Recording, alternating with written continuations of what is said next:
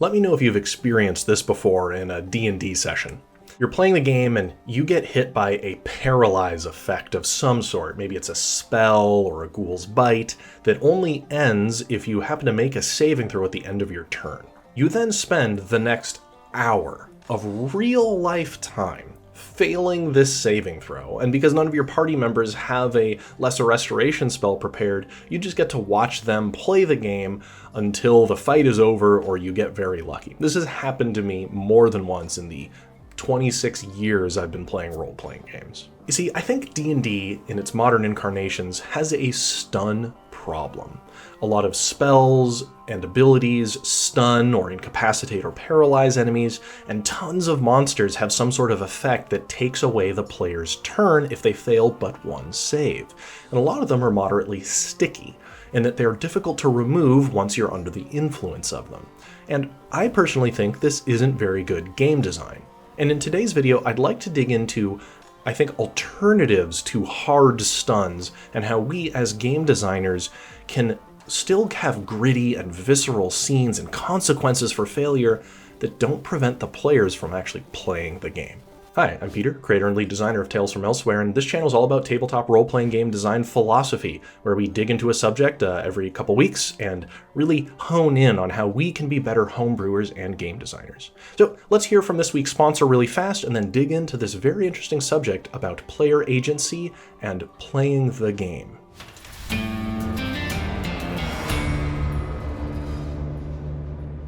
Whenever I receive a sponsor request, I always make sure they know that I will be testing out their item at a real RPG session and then giving my honest feedback. I give everything a fair shake, and just because I received these products for free today did not influence my decision on whether to recommend them or not. So without further ado, let me tell you about today's sponsor, which is Boxking and their new mystery egg dice boxes.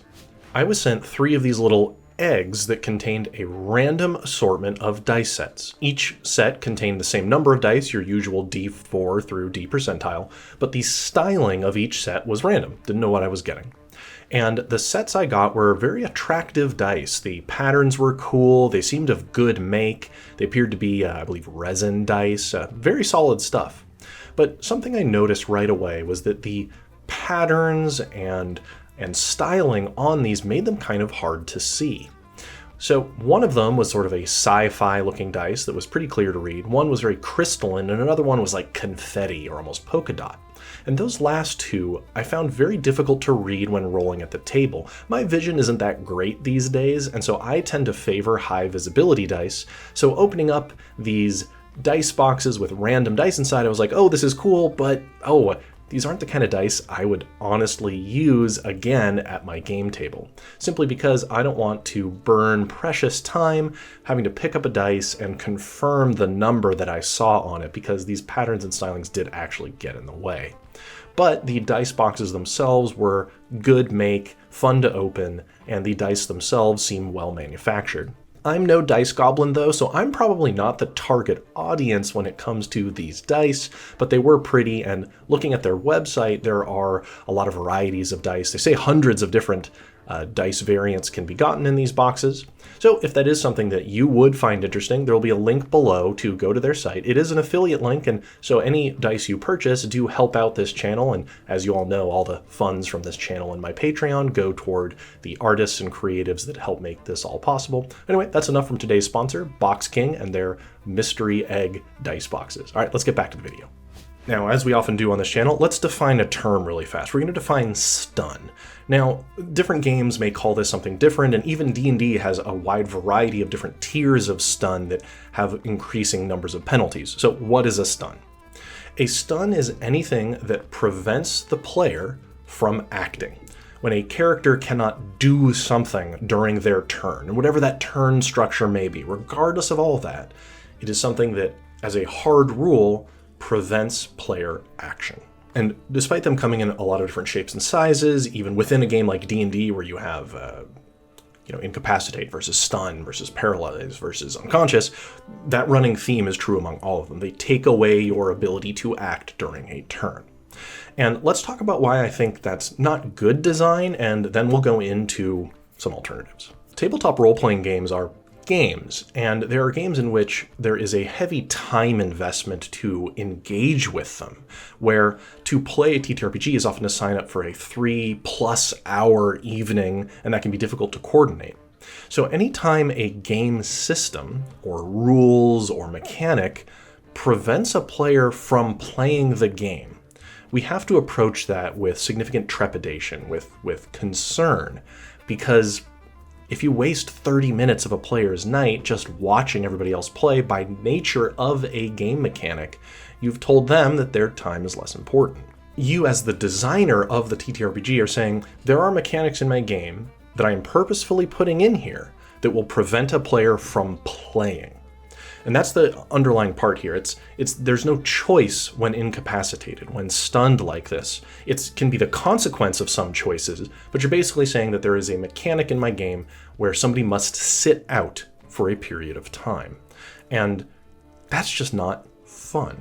Now, before you rush into the comments and say, oh, Peter, you're just a softie on this, and, gritty and hardcore games need to have this consequence for failure, you're barking up the wrong tree here. I am super into gritty, hardcore, visceral, and punishing type of role-playing games, and I don't even think in those you should have structures that cause players to frequently have to sit out, because I don't think that sitting out is engaging and visceral and gritty. Let me paint a picture for you to maybe articulate my point. Let's say you have a monster that can entangle a player and stun them with vines or something. It wraps them up and mummifies them temporarily, something like that. If you build it so that it applies a stun where the player entrapped must make a save at the end of each of their turn or they don't get to play, that's fairly uninteractive if that's all that mechanic does, if that's its only way it's expressed in the rules.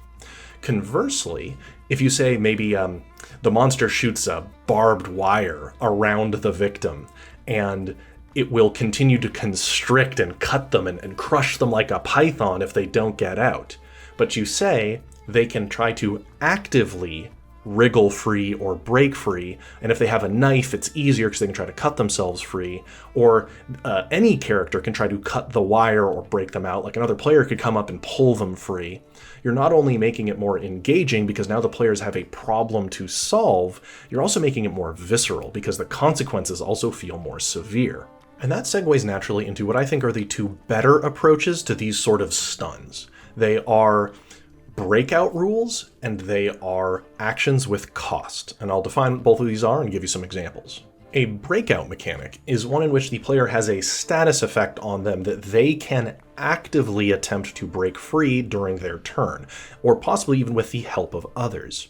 So this is where they're entangled and they can try to push through it. If their mind is being battered, they can try to steel themselves against it. You're giving them an opportunity to pick up and roll dice in an active manner and potentially problem solve the situation. The goal being is you don't want them to passively roll a save at the end of their turn. You want to ask them, how do you get out of this? Use your features, use your skills or attributes or spells, figure out a way out using your tools. But the system itself has to allow that space and define that rather than just leave that purely up to GM adjudication. By having clear breakout mechanics, even if you don't necessarily answer the how of they're supposed to break out, you're telling the players that they can problem solve their way out of this. When I run D&D and somebody gets hit with a nasty status effect, I will let them improvisationally figure out a way to get free of it that doesn't rely on a save at the end of their turn, because I like that form of storytelling.